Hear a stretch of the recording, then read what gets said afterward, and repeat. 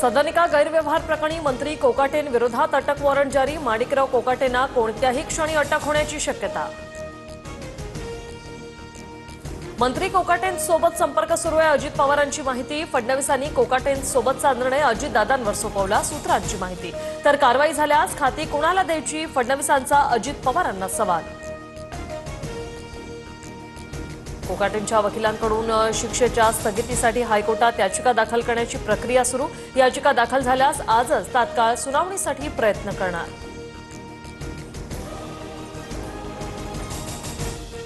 केंद्राचा आणि राज्याचा पाठिंबा असल्यानं काहीही होणार नाही। कोकाटेंच्या अटकेसंदर्भातील अर्जानंतर सतेज पाटील यांची प्रतिक्रिया।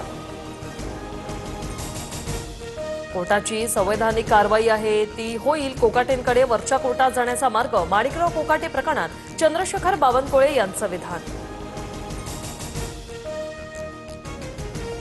मलिकांच्या मुद्द्यावरून महायुतीतील नाराजीवर अजित पवारांची बैठक। सना मलिकांसह हसन मुश्रीफ आणि सूरज चव्हाण उपस्थित।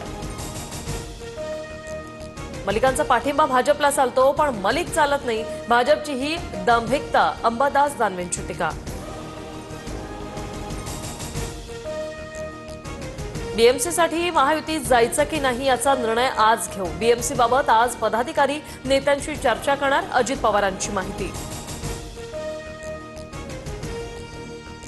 भाजपकडून काँग्रेसला मोठा धक्का, आमदार प्रज्ञा सातव भाजपत जाणार, विश्वसनीय सूत्रांची माहिती। येत्या 2 दिवसात युतीची घोषणा होण्याची शक्यता। ठाकरे बंधूंमध्ये जागावाटपाबाबत चर्चा अंतिम टप्प्यात।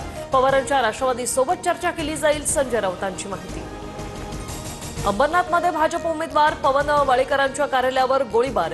दुचाकीवरून आलेल्या हल्लेखोरांकडून 6 राऊंड फायर। गोळीबाराची संपूर्ण घटना सीसीटीव्ही कॅमेऱ्यात कैद। ऑपरेशन सिंदूरमध्ये पहिल्याच दिवशी भारताचा पराभव। पृथ्वीराज चव्हाणांच्या विधानानंतर माफी मागण्याची भाजप नेत्यांची मागणी। तर मी माफी मागणार नाही, मला प्रश्न विचारण्याचा अधिकार। चव्हाणांची माफी मागण्यास नकार।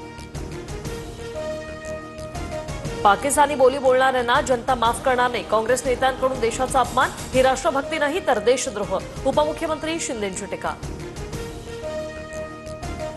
अंबरनाथमधील गावदेवी मैदानात आज मुख्यमंत्री फडणवीसांची सभा। भाजप नगराध्यक्ष तेजश्री करंजुलेंच्या प्रचारासाठी सभेचं आयोजन।